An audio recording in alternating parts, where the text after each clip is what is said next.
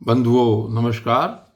कल की वीडियो में आपने सुना था कि प्राचीन बरी के जो पुत्र थे प्रचेतागण, तो उनको श्री विष्णु भगवान ने उनकी तपस्या से प्रसन्न होकर वरदान दिया। और उसके बाद आज की वीडियो में देखिए यहाँ पर क्या कहते हैं। प्रचेताओं को श्री नारद जी ने उपदेश दिया और उसके बारे में बताया कि उसका लाभ क्या है, उसके परम पद का लाभ बताया। तो श्री मैत्रेय जी कहते हैं, विदुर जी, 10 लाख वर्ष बीत जाने पर जब प्रचेताओं को विवेक हुआ तब उन्हें भगवान के वाक्यों की याद आई और वे अपनी भार्या मारिशा को पुत्र के पास छोड़कर तुरंत घर से निकल पड़े। वे पश्चिम दिशा में समुद्र के तट पर जहां जाजली मुनि ने सिद्धि प्राप्त की थी जा पहुंचे और जिससे समस्त भूतों में एक ही आत्म तत्व विराजमान है ऐसा ज्ञान होता है, उस आत्म विचार रूप ब्रह्म सत्र का संकल्प करके बैठ गए। उन्होंने प्राण, मन, वाणी और दृष्टि को वश में किया तथा शरीर को निश्चेष्ट, स्थिर और सीधा रखते हुए आसन को जीतकर चित्त को विशुद्ध पर ब्रह्म में लीन कर दिया। ऐसी स्थिति में उन्हें देवता और असुर दोनों के ही वंदनीय श्री नारद जी ने देखा। नारद जी को आया देख प्रचेतागण खड़े हो गए और प्रणाम करके आदर सत्कार पूर्वक देश कालानुसार उनकी विधिवत पूजा की।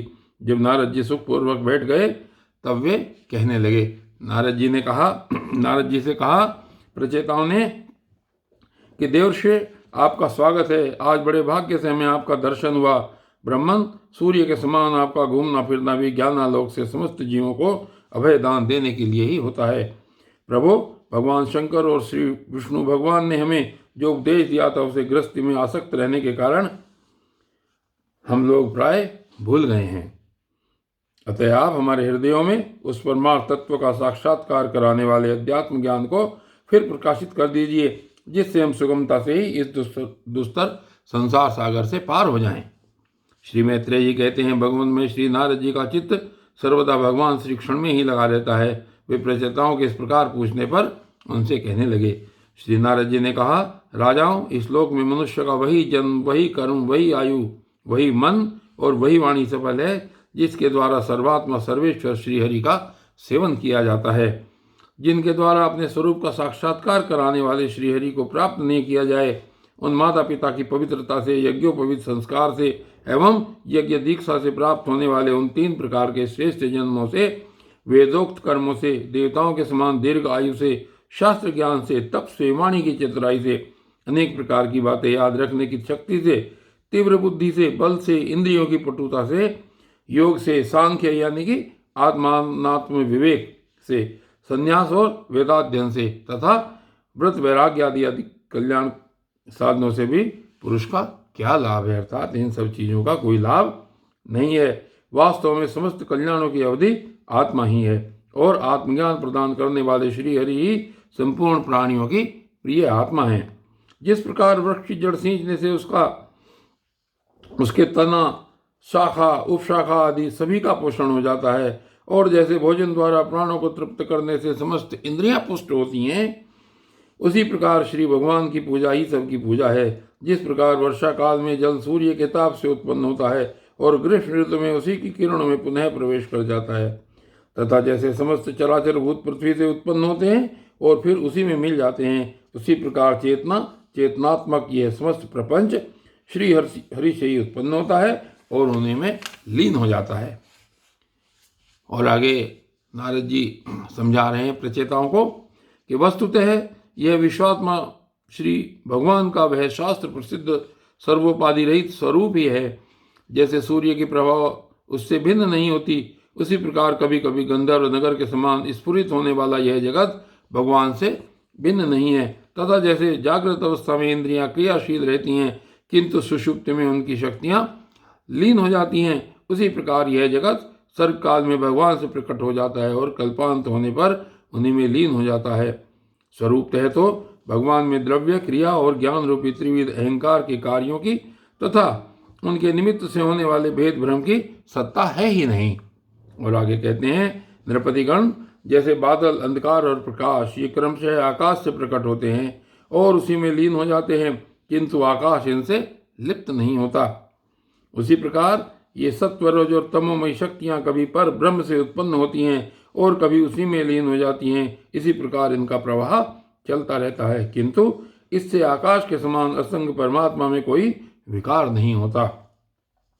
अतः तुम ब्रह्मादि समस्त लोकपालों के भी अधीश्वर श्रीहरि को अपने से अभिन्न मानते हुए भजो, क्योंकि वे ही समस्त देहधारियों के एकमात्र आत्मा हैं।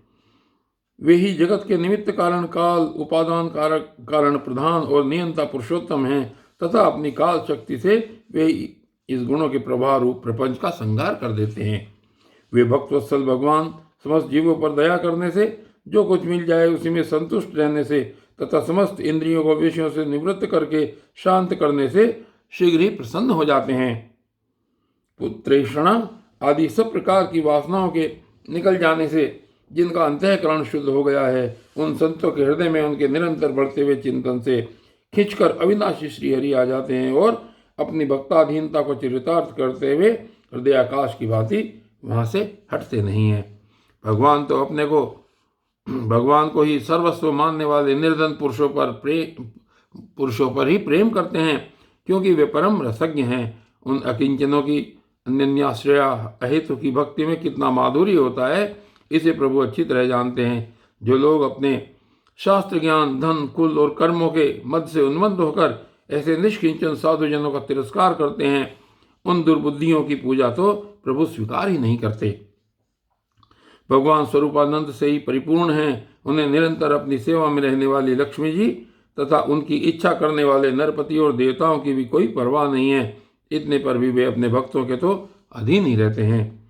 अहो, इस करुणा सागर श्री हरि को कोई भी कृतज्ञ पुरुष थोड़ी देर के लिए भी कैसे छोड़ सकता है। श्री मैत्रेय जी कहते हैं, विदुर जी, भगवान नारद ने प्रचेताओं को इस उपदेश के साथ साथ और भी बहुत सी भगवत संबंधी बातें सुनाई। इसके पश्चात वे ब्रह्मलोक को चले गए। प्रचेतागण भी उनके मुख से संपूर्ण जगत के पाप रूपी मल को दूर करने वाले भगवत चरित्र सुनकर भगवान के चरण कमलों का ही चिंतन करने लगे और अंत में भगवत धाम को प्राप्त हुए। इस प्रकार आपने जो मुझसे श्री नारद जी और प्रचेताओं के भगवत कथा संबंधी संवाद के विषय में पूछा था, वह मैंने आपको सुना दिया। श्री सुखदेव जी कहते हैं, राजन, यहाँ तक स्वयंभू मनु के पुत्र उत्तानपाद के वंश का वर्णन हुआ। अब प्रियव्रत के वंश का विवरण भी सुनो। राजा प्रियव्रत ने श्री नारद जी से आत्मज्ञान का उपदेश पाकर भी राज्य भोग किया था तथा अंत में इस संपूर्ण पृथ्वी को अपने पुत्र में बांटकर वे भगवान के परम धाम को प्राप्त हुए थे। राजन, इधर श्री मैत्रेय जी के मुख से यह भगवत गुणानुवाद युक्त पवित्र कथा सुनकर विदुर जी प्रेम मग्न हो गए। भक्ति भाव का उद्रेक होने से उनके नेत्रों से पवित्र आंसुओं की धारा बहने लगी तथा उन्होंने हृदय में भगवत चरणों का स्मरण करते हुए अपना मस्तक मुनिवर मैत्रेय जी के चरणों पर रख दिया। विदुर जी कहने लगे, महायोगिन, आप बड़े ही करुणामय हैं। आज आपने मुझे अज्ञानांधकार से उस पार पहुंचा दिया है जहां अकिंचनों के सर्वश्रेष्ठ श्रीहरि विराजते हैं। श्री सुखदेव जी कहते हैं, मैत्रेय जी को उपयुक्त कृतज्ञता सूचक वचन कहकर तथा प्रणाम कर विदुर जी ने उनसे आज्ञा ली और फिर शांत चित्त होकर अपने बंधुजनों से मिलने के लिए वे हस्तिनापुर चले गए। राजन, जो पुरुष भगवान के शरणागत परम भागवत राजाओं का यह पवित्र चरित्र सुनेगा, उसे दीर्घ आयु, धन, सुयश, क्षेम, सद्गति और ऐश्वर्य की प्राप्ति होगी। और बंधुओं, आज के इस एपिसोड में बस यहीं तक। आज इस श्रीमद् भागवत महापुराण का चतुर्थ स्कंद, जिसके अंदर 31 अध्याय हैं, यह संपूर्ण हो गया और कल से इस श्रीमद् भागवत महापुराण का पंचम स्कंद प्रारंभ होगा। तब तक के लिए धन्यवाद।